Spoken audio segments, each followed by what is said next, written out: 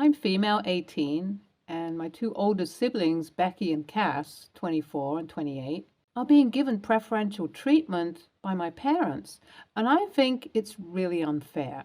We live in a big house in the suburbs, and growing up, Becky and I shared a room. Cass also stayed with us until she graduated college and then moved out when she was 21. Then Becky and I got two separate rooms. Now I basically have a private space in this house that I really like and enjoy.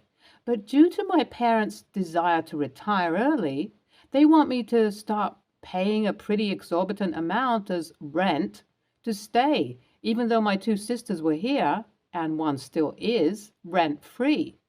Let me explain. So Cass stayed at home during college because she didn't want to go through the hassle of moving out and finding a roomie, leasing, yada, yada, yada. She left when she graduated because her job was out of state and she needed to leave. Becky also stayed at home during her college years, but she hasn't been able to find any good work and has fallen into a slump. She doesn't even bother looking for jobs anymore and just stays at home all day. My parents are worried about her mental health, and I am too. But their way of dealing with it is just to walk on eggshells around her all the time. Nobody mentions her unemployment or the fact that she's still staying with her parents. I don't think this will help her change her circumstances, but at least it will stop her from spiraling or lashing out. Anyways, my parents were looking at their finances with their accountant last year and realized they could retire around the time I turned 18. It's always been a goal for them to retire before turning 60, and it's possible for them now with one small catch. It won't be possible if I'm staying at their house because the added cost of upkeep, groceries, etc. isn't in their monthly living budget, something they've already stretched thin because of Becky. To deal with this, they would either need to keep working for the next 5 to 7 years or come up with a way to pinch pennies with two other dependent people in the house. Now, I also know that my parents really want to remodel the house once everyone has left the nest. My room is going to be turned into Mom's study room, and Becky's room was supposed to be turned into a man cave. Neither is going to happen now in the foreseeable future, and I also felt bad that my parents couldn't achieve their dream. In a way, I also felt guilty because I was an unplanned kid, and it meant that they had to spend a lot more than they expected on me. I tried to understand their point of view and did my best to mitigate the financial stress they had. I was always a super bright kid, and I really buckled up and worked hard in the fields that interested me to get a partial academic scholarship. I broke the news to my parents, and they were happy for me. They even took me out for a celebratory dinner.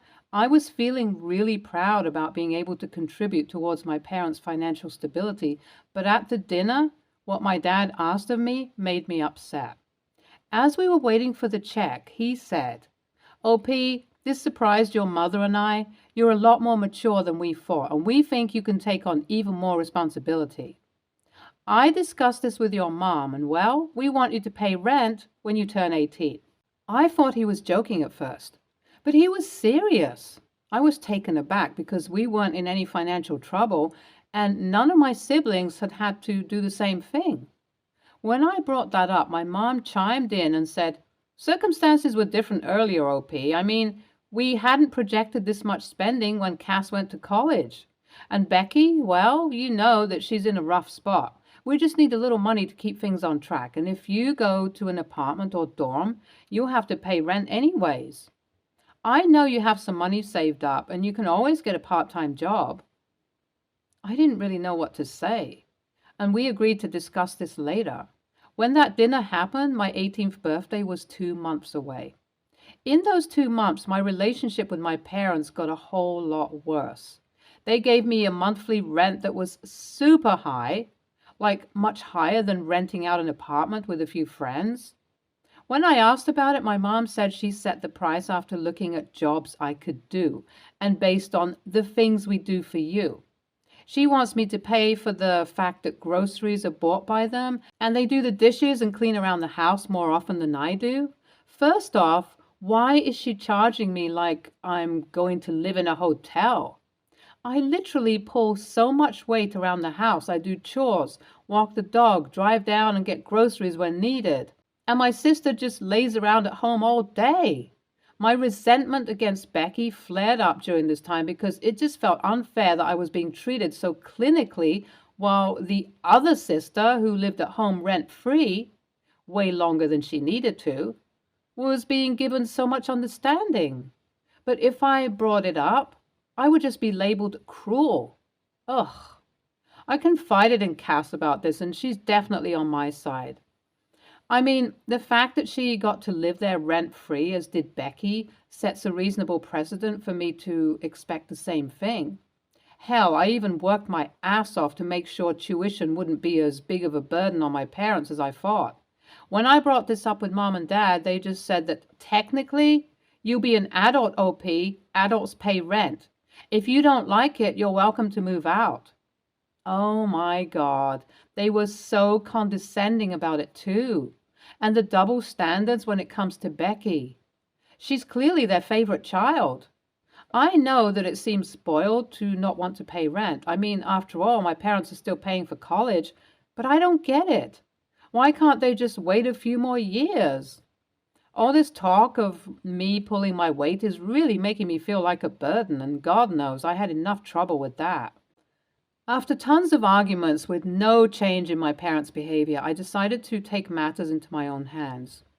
I secretly researched apartments near my college and even found roommates by being active on the college's social media and informal Discord servers. The cost of living with rent, utilities, groceries, everything was still like $100 cheaper than the rent my parents were asking from me. So on my 18th birthday, a moving truck showed up in front of the house. My parents were confused until I told them, since I'm an adult, I'm going to be moving out of the house. They both looked like I had slapped them across the face and acted like I was betraying them, even though I only did what they snarkily implied. I've moved into my new apartment, and I and my roomies had a little party to celebrate my newfound adulthood, since everyone already knew the story of how douchey my parents were. My phone has been blowing up with calls from my parents all this time, but I haven't replied. I'm starting to feel a little guilty about how I moved out so abruptly because it's clear they didn't get time to process that I was going to leave. AITA for moving out? Update 1. I'm loving college. This place is great, and I'm doing really well financially too. Even before I was 18, I was doing freelance work, video editing. That's where my savings come from. And I've been able to dedicate even more time to that after graduating from high school. I make decent enough money to have a rainy day fund and fun money after rent and everything else. I'll say this, I'm definitely not missing staying at home. My roommates are also nice. Sometimes we argue about things like doing the dishes or the correct way to put TP on the hanger, paper facing out for life, but they do their chores eventually and nobody's a massive slob. However, when I finally spoke to my parents, it was clear that they had been seething all this time. They both said that I had been super disrespectful and this wasn't the right way to do things, and they threatened me by saying that if I didn't come back and live under their terms, they would stop paying for my college. It was nice while it lasted, guys, but I don't think I would be able to stomach that. I don't know what my options are right now. I guess I could take a loan, but I'm not sure how to go about it. I feel like I've been backed into a corner by their threats, and I might have to go back and pay them rent like they want. I genuinely don't want to do it because I feel like this whole episode has made me lose a lot of respect for my parents. But I'm running out of options. Update 2. I got a call from Cass and I was really happy to know that she went off on Becky and my parents for threatening to cut my college tuition. Apparently it started after Becky called her complaining that stuff doesn't get done around the house because I did a lot of chores. And that's when she scolded her. Eventually, our parents got on the call and Cass found out that they were thinking of cutting my college tuition. She went ballistic. She told me that until my parents apologize to me, she's not speaking to them, and that she is also going to fly in after a week or so to sort this whole mess out. I haven't heard from my parents about this episode, though. but she advised me to simply cut them off. I'm so happy that my sister is there for me, and I'm going to wait and see how we can figure out how to move forwards. Update 3. Cass has just left after staying at my apartment for a couple of days. I heard her say she was proud of me, and I felt reassured about the choices I'm making. She also co-signed on a student loan with me and walked me through the process. I won't have to pay it back until I get a job. And I also got her word that she'll help me out if anything happens to me in college or to my living situation. Both of us are still NC with my parents because they haven't bothered calling me or apologizing, but honestly, I could care less. NTA, your parents are using you as a free maid and a piggy bank. NTA, why are your parents acting like keeping you around the house is a chore? If anyone is the burden, I would say it's Becky, although OFC, I don't know the full situation. You did the right thing by moving out and showing your parents the reality of living without you. Next story. I like cooking. When I'm with my mom, stepdad, I cook a lot with my stepdad's mom, my step-grandma. But when I'm at my dad, stepmom's house, one weekend a month, plus some holidays and summers, things are different. My stepmom is not a good cook. I'm sorry, but she's not. She has sensory issues. She doesn't cook meat, barely any spices, and a bunch of other things. She also just undercooks, overcooks, undersalts, all of that. In the past, I've kind of tried to help her and cook with her and been like, what if we add lemon? But first of all, she doesn't like my input. She wants to do things her way. And second of all, they're sensory issues, so she doesn't want to cook differently than she does. If she ate what I made, she would not like it. At their house, my stepmom only cooks foods that she's comfortable with, which, since my dad never cooks, means any home-cooked meal is something she eats.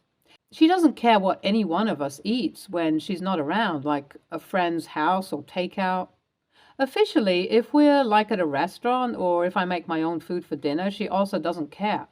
Like if we all go to a restaurant, they wouldn't stop me from ordering a burger, but she would be kind of uncomfortable, not mad, just uncomfortable. For her, it's the smell mostly, but it's also kind of a mental thing. I don't know how to explain it. She's in therapy. That's why I think she's able to pretend like it's okay. But because it bothers her, what would happen is that my dad would order vegetarian. Their kids, three-quarters, would get something like kid-size grilled cheeses, and I would maybe order like a chicken burrito instead of a steak. Or like if my dad got takeout, he would throw away the bag in the downstairs trash or leave it in his car so she didn't have to smell it. I've been cooking more and more. I like cooking and do it a lot at home. But like I said, her food is so bad. That's also a motivator. I eat meat and also cook with spices and strong flavors. But my dad came into my room last night and said, out of courtesy, could I stop cooking so much and try to eat what I was served more? I said to my dad that her food was both bad and boring. I wouldn't say this to her face, obviously. My dad said I needed to go with the flow and couldn't always have my own way. And to be honest, I can't act like I haven't noticed her not being anywhere in the kitchen, like going to the bedroom if I'm making myself dinner, to be honest. But I said basically that this was her problem, not mine. Why should I have to cater to what someone who isn't even eating the food? He said I was being rude and disrespectful to her by pushing her limits and said it was her home too. And yeah, I could make blander food that's more safe, but what's the point? The food is for me. NTA, you cook and eat what you want, she cooks and eats what she wants. If your cooking produces strong smells, you should make a basic effort to keep the smell contained. That's just good sense operating in a shared kitchen space. Beyond that, if stepmom has a problem looking at your food or thinking about your food, then it's her problem. NTA, I do feel like there is a compromise somewhere here, since you all have to live in the same space and both want to be comfortable there. Maybe you cook a little less, or if there is a particular smell she absolutely hates, avoid that. Or let her know in advance when you're cooking meat so she can take a walk. I don't think you should have to eat bland, undercooked food that you don't like all the time. However, you should be considerate of the other people around you to an extent. Next story.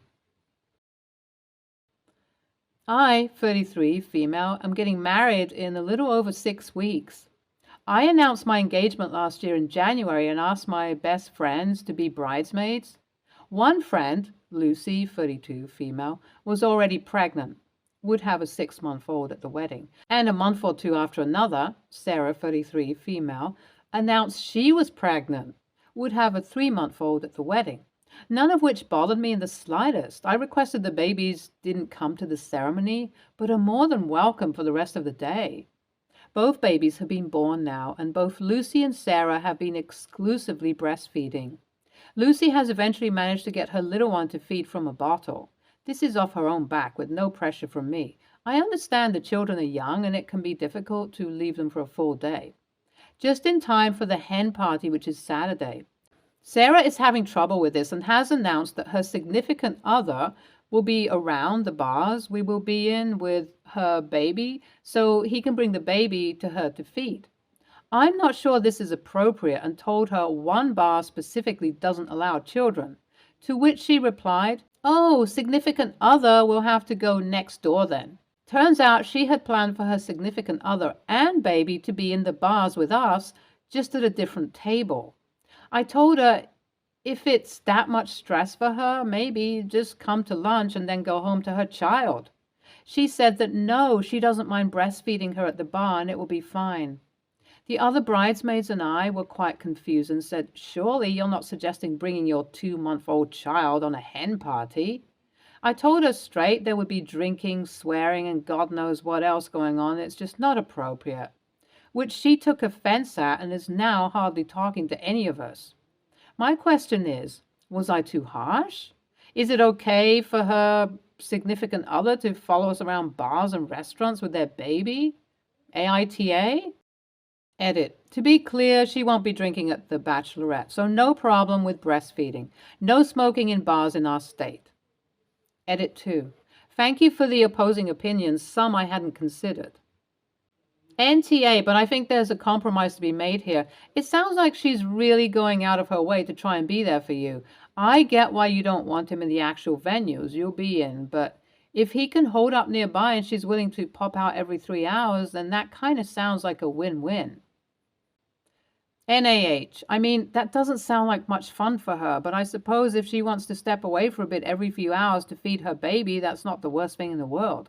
Not saying breastfeeding, being a parent, is a medical issue, but in this context, I would say it is similar to someone who has to step away to check to their insulin every couple of hours. A pain for her, but not a burden on anyone else. It's not as if she is planning on bringing the baby around with her in a stroller. I can see why this might feel weird to you, knowing she may be distracted by this, having her significant other as a semi-participant in the hen party, but it honestly sounds like she tried to come up with the least intrusive way possible to still participate in the hen party while also caring for her child. I can pretty much assure you that if this ends up being a problem for anyone, it is going to be her and her significant other, not you or the rest of the party. I doubt they will last more than a few places before this becomes too much for them or the baby.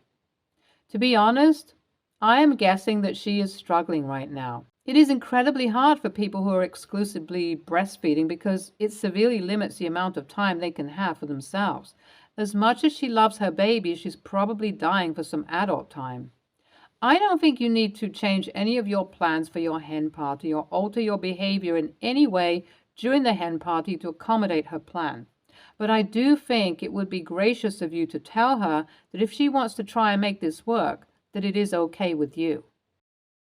Stay tuned for more stories from our girl relationships.